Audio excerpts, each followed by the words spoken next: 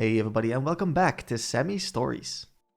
Today we got an insanely satisfying story from r/MaliciousCompliance where OP takes management up on their offer to fire him instead of taking a salary downgrade. I worked for the company for 14 years and I loved working there for 12 of those years. There were two main parts to the job. The first part was the sales side of things. This was away from the office in the customer's location. This involved quite a bit of driving and on a couple of occasions flying abroad to work face to face with the customers to deliver a high quality product. We weren't the cheapest, but we were the superior product. And I was the best employee when it came to delivering the product. I consistently got great reviews from customers for my personal style when it came to delivering the product and executing the customer's vision. I got a huge amount of repeat business and got a lot of new business through word of mouth with customers recommending the company based on their experiences with me. The second part was the office side. This was my weaker side. I hated cold calling potential customers with numbers I found in the phone book. When it came to answering the phone and speaking to potential customers who initiated contact with us, I was fine. But I wasn't great at making the calls. This was my only real, not great part of my job. So, in the office I wasn't asked to make calls. Instead, I prepared product, designed new product, and trained new staff members, which ended up being one of the biggest parts of my job. I was also the problem solver, helping out whenever and wherever, filling in for sick employees whenever I could. I liked the owner, and I liked the manager. I liked all the staff who were around me. All in all, it was a great job that I was really good at and took pride in. The company had been doing so well that the owner had slowly expanded over the 12 years since I started working at the company. I had joined about 3 months after he started, so I'd been a part of this expansion. I worked out of my nearest office, but often traveled to other areas to train their staff. I was loaned out, as it were, to other companies to help train their staff. At one point I was a guest lecturer at a university teaching medical students how to deliver complicated explanations to people who don't have the base knowledge that you yourself do. After 12 years I was on a decent salary. Not massive, but I was happy. Then the owner decided to sell off part of the company. He was selling the area where my local office was. He told me that he would love for me to remain as his employee, but that I would need to work from a different office. This was either requiring me to move or to quadruple at a minimum my daily commute. The other option was to remain working from my current office but with a new boss. I chose the second option. Before the new owner bought the company, she worked alongside staff for a couple of weeks to see how we operated. This was before any of us knew she was about to buy the company. As far as we knew, she was just another employee and she was shadowing us to learn. She came with me on assignments in the field and saw my abilities.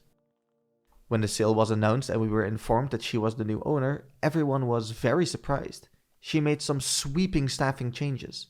The manager left to start her own business, since the new owner was also going to be the manager.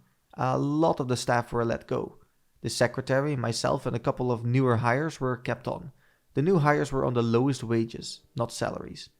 Anyone who got to go to a decent level was let go. Since almost everyone was on a 0-hours contract, she was able to do this. While technically it was a new company for the customers, it was the same old business. The company still had the same trading name. The only real difference was that there was a new owner and the registered business name was now different. As far as the customers were concerned, nothing had changed. My job for the first few months after the sale was to train up the remaining staff to replace the more experienced staff who had been let go. I recommended a couple of new hires who I had experience working with in the past. I was open and honest with the owner and let her know that one of them was a close friend and one of them was my girlfriend. Both were more than qualified for the work and both were happy to join.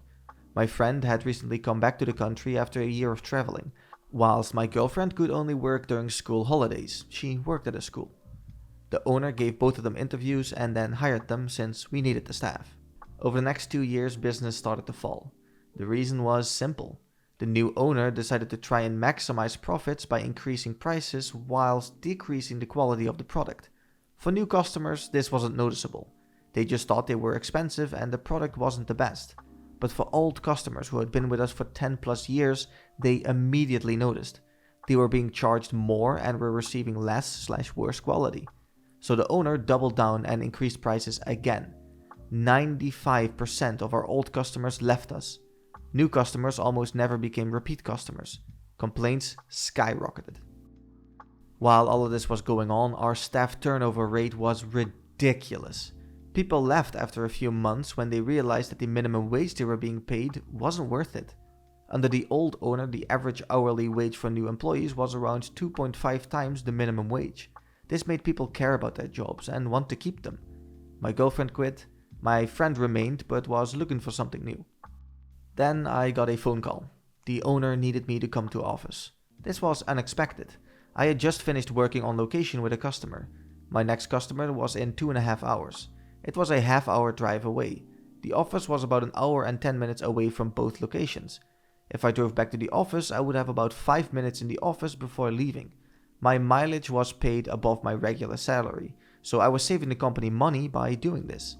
Also, parking was a nightmare around the second location, so I intended to get there as early as possible to find parking, then read a book. The manager didn't care. She needed me to return to the office. So I did. I arrived to be backhanded a letter by the owner. It was informing me of a disciplinary meeting to take place in a couple of days' time. I could bring a witness along if I so desired. This knocked me for 6. I was the best employee. I read through her list of complaints about my performance and started working on my defense. At the meeting, I declined to have a witness. Instead, I decided to record the audio of the entire meeting on my phone without informing her. Where I live, this is legal and I did not need consent. The boss's witness was her friend, who she had met at yoga and hired for an office role, firing the secretary who had been there long before the takeover. Every point she raised, I could counter. They ranged from the week. You were unavailable to work for a week in August. I booked a week's holiday so I could attend my cousin's wedding on the other side of the country, and I turned it into a holiday. To the pathetic, you were late for work on the 12th of May. Is that the day my car broke down and I called the office to let you know? I don't know. Yeah, well, I do. Here's the receipt from the garage dated May 12th. To the downright lies. This one I can't write as a quote. Basically, she accused me of gross misconduct for breaking health and safety laws in the way I was delivering a product to a customer. I hadn't broken health and safety laws. I knew exactly what I was doing since, as I've mentioned already, I had been doing this for 14 years at this point. She had witnessed me do this on multiple occasions and had never mentioned it before, because it wasn't an issue. She had even trained me staff in this specific delivery method because it wasn't an issue. She finished her list by telling me that she doesn't want to lose me, but she can't justify keeping such a poor employee at my current salary. I had 2 choices. I could either sign a 0 hours contract and work for minimum wage, or she could fire me with 2 weeks notice. I countered that she would have to give me 12 weeks notice since my contract guaranteed me 1 week's notice for every year of employment, up to a maximum of 12. She argued that I had only been her employee for 2 years, since before then I worked for the previous owner. I informed her that with how the business takeover had run, it counts as continuous employment. I quoted the exact law and code that backed me up. She asked for a 30-minute break in the meeting to let me think about her offer. She went to call her lawyer. When she came back, she informed me that she was firing me for gross misconduct. She didn't have to give me any notice at all. If I wanted to remain and move to a 0 hours contract, I could do that today. But if I didn't, then she would have to fire me. But because she was nice, she would give me the 2 weeks notice. I asked for a couple of hours to go home and think about this. She allowed this. I knew the reason she wanted me to remain for at least the 2 weeks was because one of our few remaining bigger customers were set to have product delivery from me at that time. They would only work with me. The owner had tried sending other staff in my place on several occasions, and each time there had been problems. It wasn't the staff's fault. It was just a very difficult delivery for a very specific customer which needed to be perfect. As a result, this customer would only deal with me. I called the office and spoke to the owner. I declined the offer of a 0 hours contract and said I would be leaving. She then said that she was giving my 2 weeks notice. I declined her offer of 2 weeks notice. I informed her that if I was being fired for gross misconduct, then surely I cannot be relied upon to safely deliver the product. Therefore, it would be best for everyone involved if I didn't return to work. She started panicking and said that she needed me for those 2 weeks. I feigned ignorance and let her know that I was just thinking about what's best for the company. After all, you can't have unsafe staff delivering your product to your customers. However, if she wanted to rethink the gross misconduct accusation, then I would work my 12 weeks notice.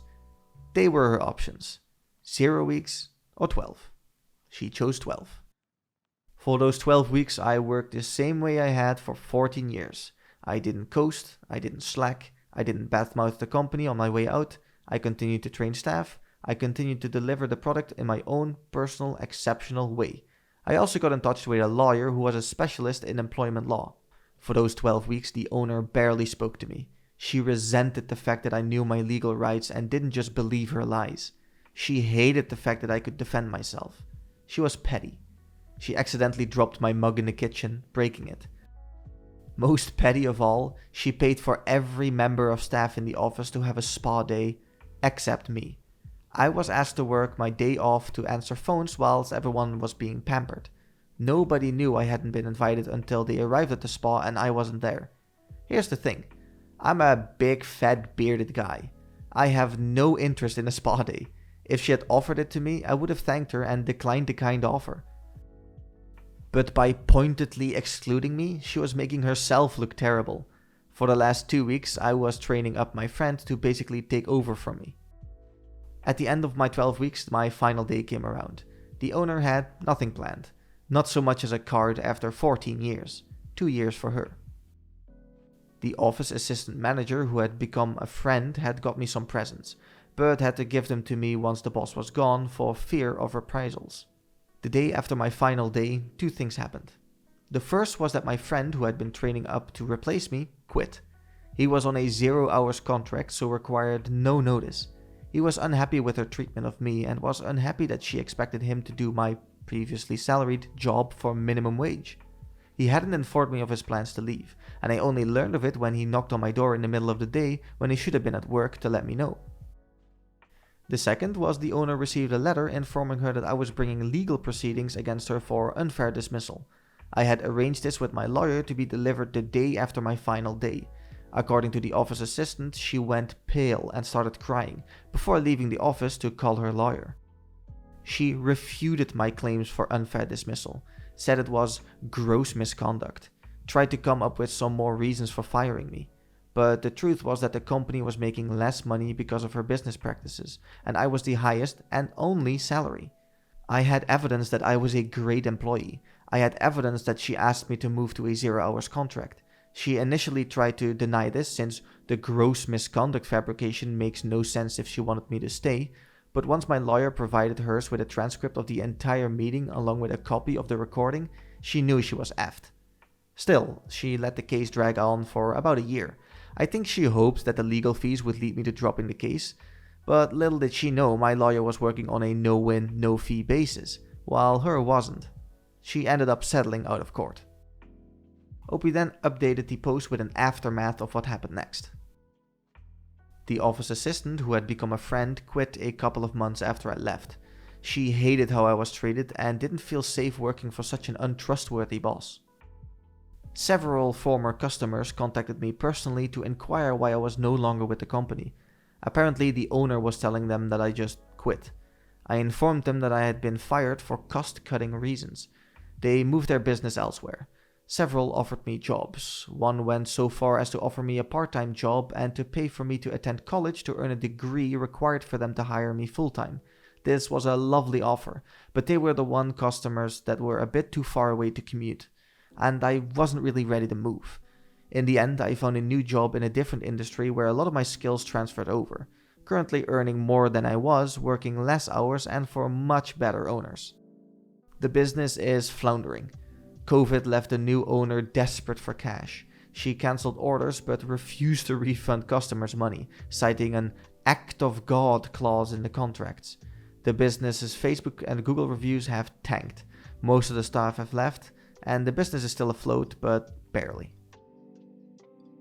Kudos to OP, a very well written and satisfying story. Personally, the stories where a terrible boss gets taken down by the employee are what happens in my dreams. I just wish I was able to do something like that. What a shame that corporate vultures feel the need to come down and pick apart a perfectly functioning company just to satisfy their hunger for profits. These people are a scourge on society, and I'm always glad to hear the times where their attempts completely fail.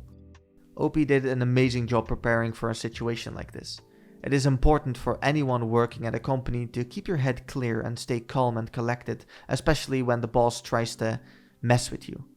Bosses always know the psychological effect of being in a higher position in a meeting and will always try to make you feel lesser, to make you feel like you just have to accept their word as law. Screw them. Take your time just like OP did. If they try to F you, turn it around and make sure you come back into the meeting with your D swinging. Now I pose a question to you guys. Have you ever experienced something like this at work? Let me know down in the comments. Like and subscribe, and as always, I will be back in the next one. See ya!